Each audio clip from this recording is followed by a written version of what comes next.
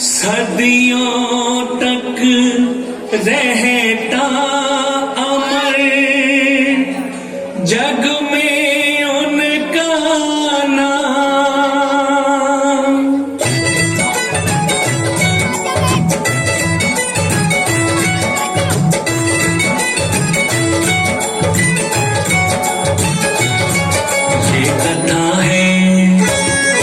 ये कथा है श्रवण कुमार की, ये कथा है श्रवण कुमार की, ये कथा है श्रवण कुमार की, ये कथा है श्रवण कुमार की।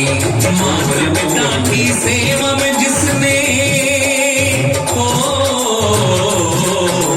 माता पिता की सेवा में जिसने सारी उम्र गुजार दी। ये कथा है श्रवण कुमार की, ये कथा है श्रवण कुमार की, ये कथा है श्रवण कुमार की, ये कथा है श्रवण कुमार की। भक्तजनों, आज मैं आपको पुत्र शिरोमणि श्रवण कुमार की कथा सुनाने जा रहा हूँ। श्रवण कुमार जिसने जन्म देने वाले अपने माता पिता को ही साक्षात भगवान माना, जिसने उनकी सेवा को ही अपने जीवन का ध्येय माना, जिसने मन कर्म वचन से अपने माता पिता की भक्ति वंदना की, जिसकी हर सांस माता पिता का गुणगान करती थी, अपने माता पिता की दी हुई शिक्षा को ही जिसने वेद पुराण का सार जाना, उनकी आराधना साधना को ही अपने प्राणों का आधार माना, उस श्रवण कुमार का जन्म कब, कहां और किसके यहाँ हुआ, इस कथा को विस्तार पूर्वक सुनाने जा रहा हूँ। सुन के कथा ये मन मधुबन में सदगुण का एक पुष्प खिले। अपने संग अपनी संतानों को भी इसका ज्ञान मिले। कभी अयोध्या में एक ब्राह्मण संग पत्नी के रहता था, प्रभु सिमरन के पावन सागर में वो हर पल बहता था, हर एक सांस के संग गाता था, हर एक सांस के संग गाता था महिमा सर्जनहार की।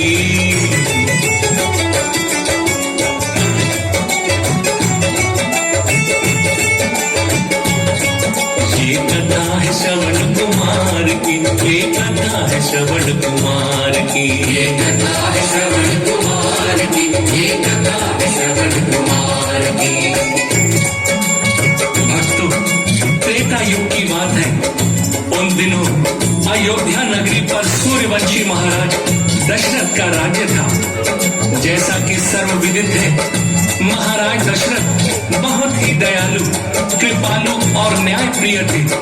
उनके राज्य में राजा और प्रजा को एक समान अधिकार प्राप्त थे। उसी पावन नगरी अयोध्या में शांतवन नाम का एक गृहस्थ ब्राह्मण अपनी पत्नी के साथ रहता था। वो शांति प्रिय ब्राह्मण हर समय प्रभु भक्ति में लीन रहता, कण कण में प्रभु की छवि देखा करता, और उसकी पत्नी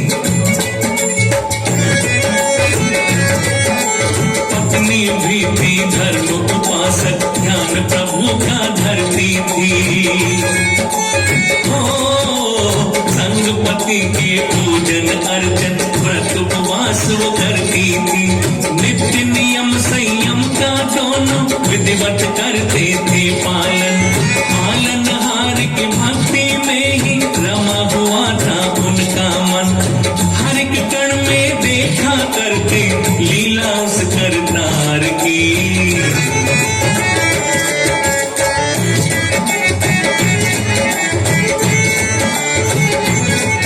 ये कथा है श्रवण कुमार की, ये कथा है श्रवण कुमार की, ये कथा है श्रवण कुमार की, ये कथा है श्रवण कुमार की। सज्जनों, दोनों पति पत्नी हर पल प्रभु के ध्यान में मगन रहते।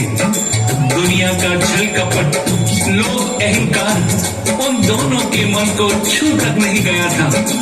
उन दोनों का ये वैराग्य अनुराग देखकर वन के पंछी, पेड़, लताएं, पुष्प, कलियां भी जैसे मंत्रमुग्ध से हो उठते। जैसे वन का सारा वातावरण उनके संग मिलकर प्रभु नाम का उच्चारण कर रहा हो। यूं तो वो संतुष्ट थे, घर में कमी न थी धन धान की। हो पर जब मन को तड़पाती थी इच्छा एक संतान की, करके याद प्रभु को दोनों ठंडियां ही भरते थे। कैसे चलेगा वंश हमारा अक्सर सोचा करते थे। रोग मुक्त तब काया अपनी लगती उन्हें बेकार सी।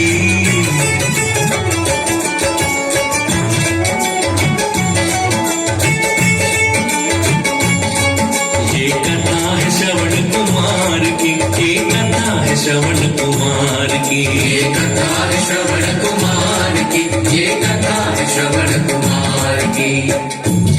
यूं तो उस ब्राह्मण पति पत्नी ने अपने आप को दुनिया के हर मोह से मुक्त कर लिया था, लेकिन वो थे तो संसारी ही ना।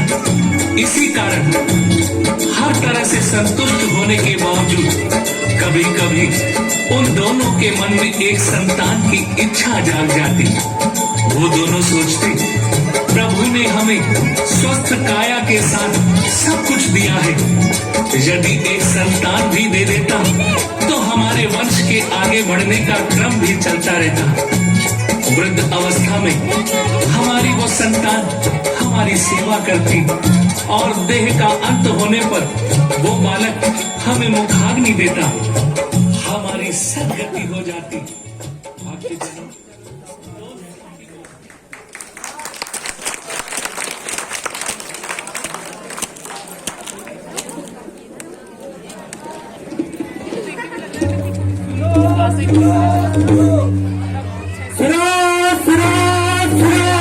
सुनना जाना गौर से, बातें करना किसी और से। महाराज की सवारी आंखें के लिए बढ़ा रही है। सुनो सुनो सुनो सुनो सुनो सुनो।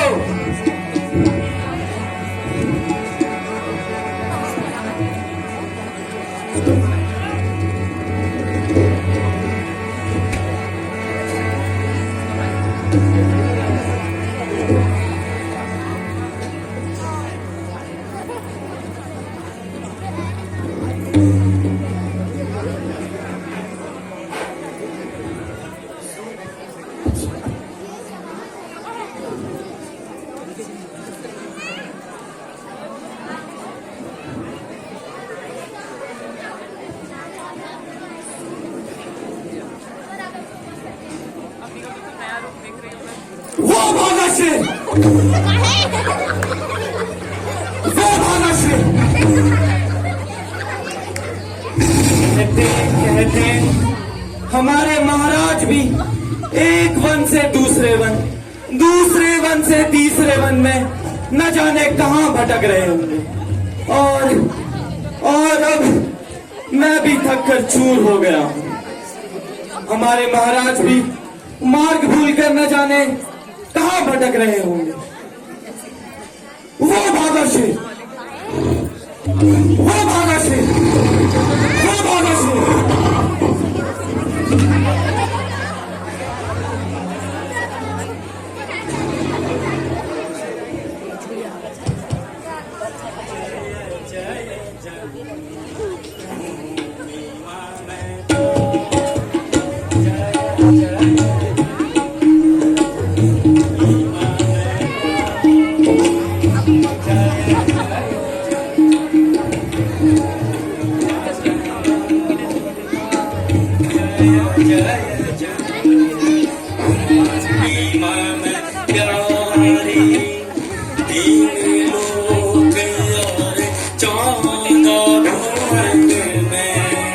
तीन लोग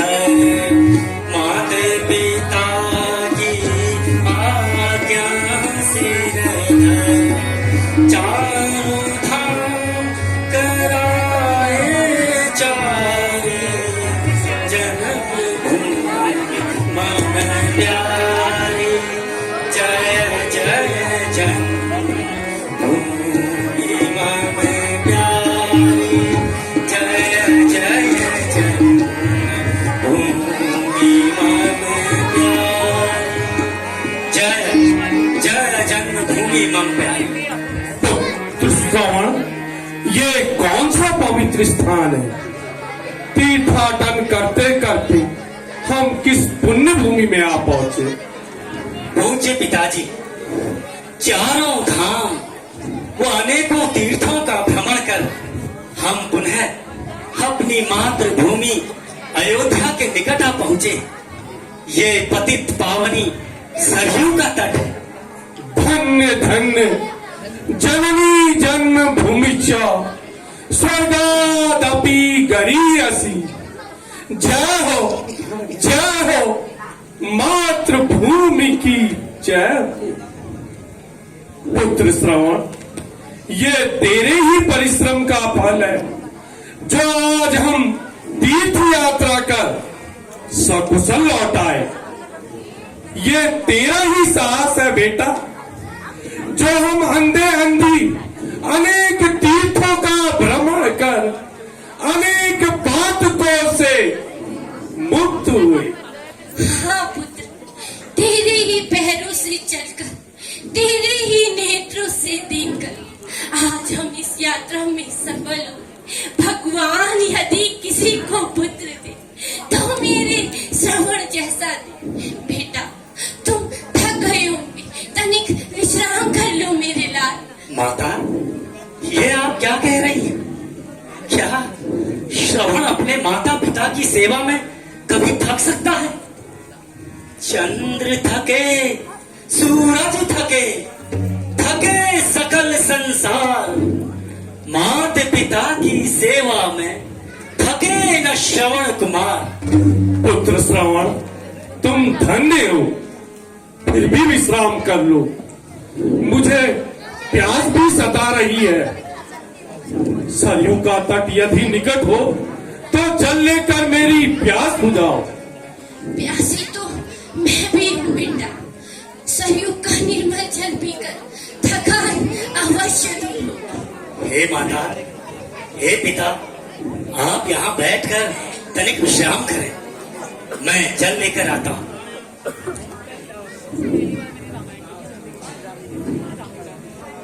जल लेने को जाता हूँ, धरिए माता धीर, लाता हूँ अति प्रेम से निर्मल सरयू नीर।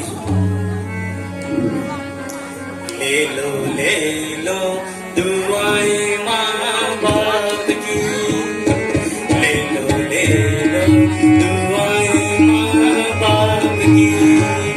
सिर से उतरेगी गठरी पाप की, ले लो दुआएं माँ बाप की, ले लो दुआएं माँ बाप की। सिर से उतरेगी गठरी पाप की, ले लो दुआएं माँ बाप की, ले लो दुआएं माँ बाप की।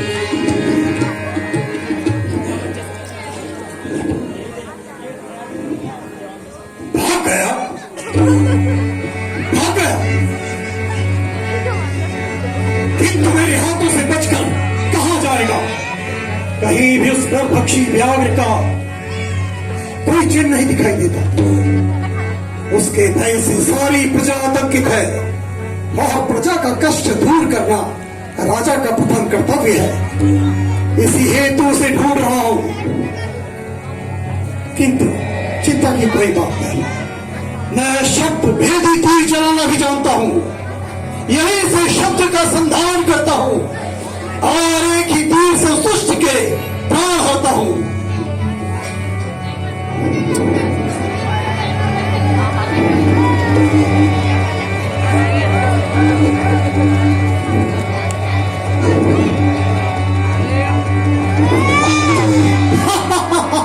तब वही उस व्याघ्र की लीला।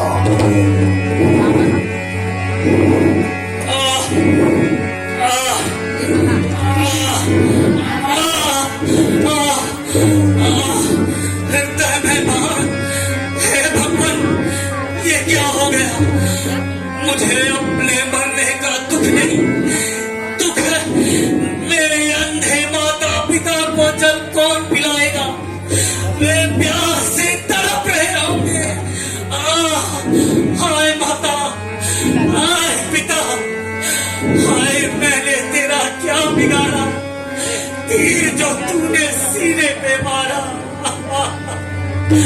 हाय मैंने तेरा क्या बिगाड़ा, हाय मैंने तेरा क्या बिगाड़ा, तीर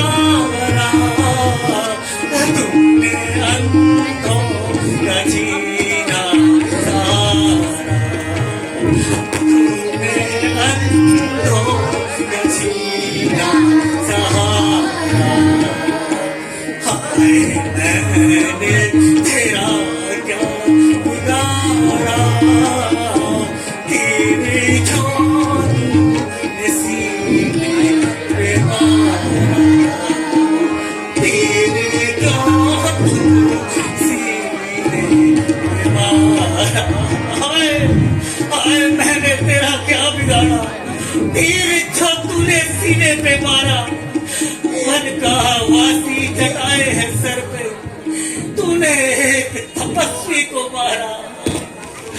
आए बता, ये तो किसी मनुष्य का स्वर सुनाई देता है। पास जाकर देखता हूं कि कौन है।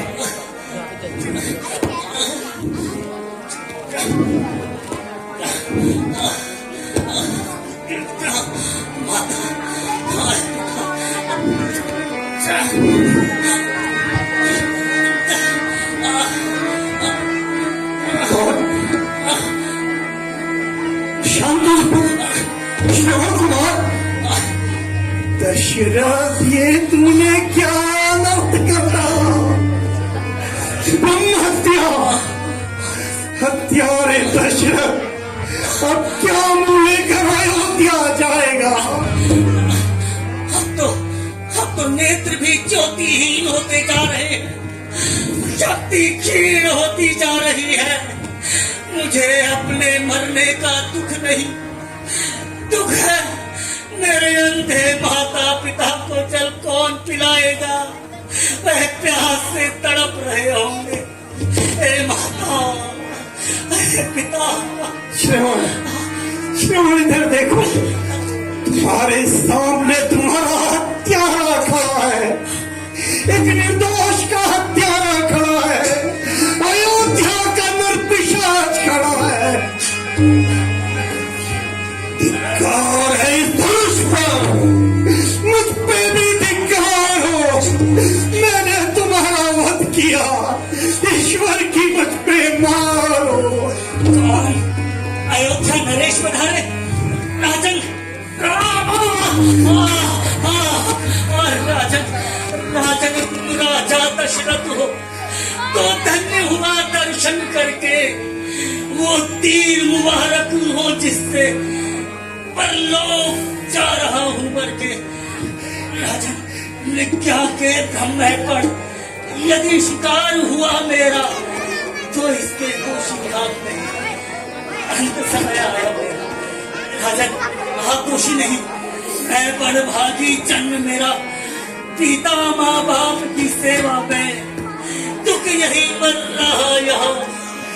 पड़ता माँ बाप की सेवा में गए तू फट क्यों नहीं जाता? कानों तुम मेरे क्यों नहीं हो जाते? फट पड़े आकाश मुझ पे, तारे गिरे इस माथ पर, काना के फूट जाए, बिजली गिरे इन हाथ पर। महाराज, आप दोषी नहीं, मेरा अंत समय निकट आ गया है। क्या अयोध्या नरेश मेरे अंधे माता पिता को जल पिलाने का कष्ट करेंगे? मेरे हाथ से तड़प रहे होंगे। प्राण कंठ तक